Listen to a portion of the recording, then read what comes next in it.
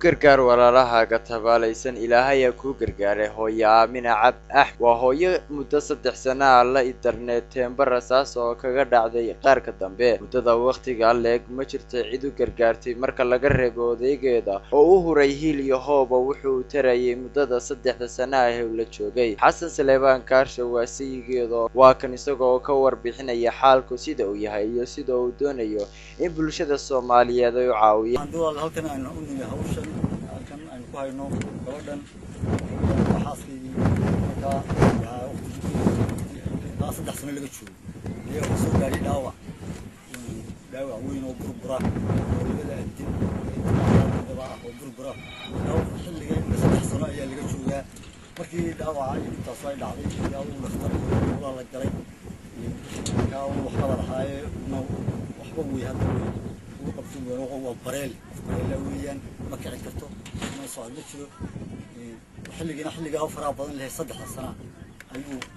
ugu qaatay waqtigii wax hantiyo markii hore fiican baan haynina ma jirin wixii aan fahaynina faraha way ka baxeen hadda markaa waxa uu inta ugu weyn meesha taalo weyn qalliin beer taariikhda lagu heliyo qalliin biraha ku xiran birahan laga soo saaro oo qalliin dambe ay gasho biraha laga soo saaro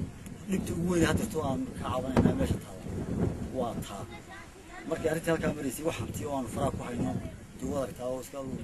qoyska daleed baan markii hore waxaan haadayno oo naga tawayno oo lagu timi markii ay halka xad meel mareysay waxaan dambinay inaan arrintii muslimka soo dhaxno si ay islaam nooga caawiyo xaaladda naga tanka weynaatay ee nagu timi si muslimku nooga caawiyo ayaan ugu yeernay qaybta warbaahinta aan ugu yeernay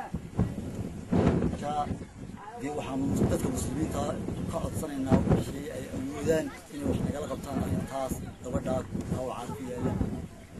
qodobkan meesha waa intaa waa qofka bareelaha ma kici karto qalliinka iyo biraha dambe in laga saaro oo tacabkan u baahantay wax loo hayo oo haba yaraatay maanta meel ugu dhaqaajinayaan ana ka masuul ma jirto marka dadka islaamka ah muslimka meel uu joogaba waxaan aniga u soo bandhigayaa inay arrintaa iga caawiyaan oo ay wax kala qabtaan